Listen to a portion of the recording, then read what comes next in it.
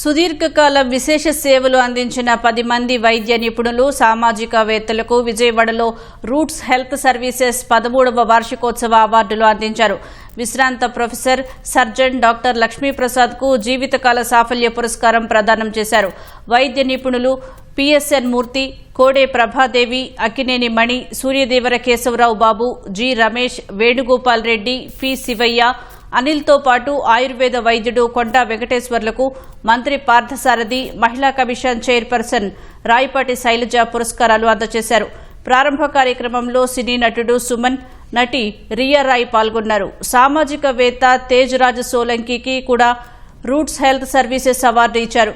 రాజధాని అమరావతిలో health tourism అభివృద్ధికి కూటమి ప్రభుత్వం కృషి చేస్తోందని మంత్రి పార్థసారథి అన్నారు. మన అమరావతిలో ఈ ప్రభుత్వం ఒక నిర్దిష్టమైన పాలసీ ఇస్తాం.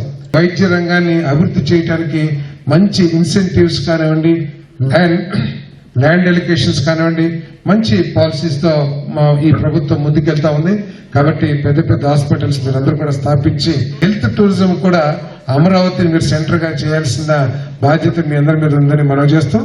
మీలాంటి పెద్దలందరూ కూడా గ్రామీణ ప్రాంతాల్లో ఈ మెడికల్ క్యాంప్స్ ఎక్కువగా నిర్వహిస్తే మేమందరం కూడా పబ్లిక్ రిప్రజెంటేటివ్స్ మీకు ఎప్పుడు ఎల్లవెల్ల కూడా సహకారం ఉంటాం. ఇప్పుడున్న జనరేషన్ ఏంటంటే వీళ్ళందరూ కూడా they're an inspiration. Because when my daughter said she wanted to be a doctor, I discouraged her. I've seen from close and how corporate sector works. So I always tell her, you don't become a doctor. Just do MBA, hospital administration, and you can boss over doctors and you even earn more than them. So I think we all have to come together to change that. ఈ సంవత్సరం దగ్గర 11 విభాగాల్లో డాక్టర్స్కి awards అందజేయడం జరిగింది. Roots foundation గత 13 సంవత్సరాల నుంచి ఇప్పటి వరకు సుమారు 72 మంది డాక్టర్స్కి అవార్డ్స్ ఇవ్వడం జరిగింది.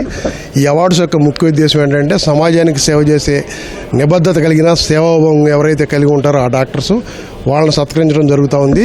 డాక్టర్ సర్వీస్ అంటే చాలా గొప్ప సర్వీస్ నేను ఫీల్ అవుతున్నాను. డెడికేటెడ్, డైరింగ్, చాలా డిసిప్లిన్. ఎందుకంటే ఏ నిమిషం ఏదైనా జరగవచ్చు. అలాగే చాలా వాల్యుబుల్ ప్రొఫెషన్. వాళ్ళ ఫ్యామిలీని కూడా వాళ్ళు పక్కన పెట్టి సేవలు చేస్తుంటారు. హాస్పిటల్లో ఉన్నప్పుడు ఎన్నో రోగాలు ఉంటాయి, అయినా వాళ్ళు ఏంటంటే భయపడకుండా వాళ్ళు వచ్చి అక్కడ పనిచేస్తూ వాళ్ళు అందరినీ సేవ్ చేస్తుంటారు. నర్సెస్ కూడా అలాంటి. సో దానికి వాళ్ళందరికీ నేను చేతులు నమస్కారం పెడుతున్నాను.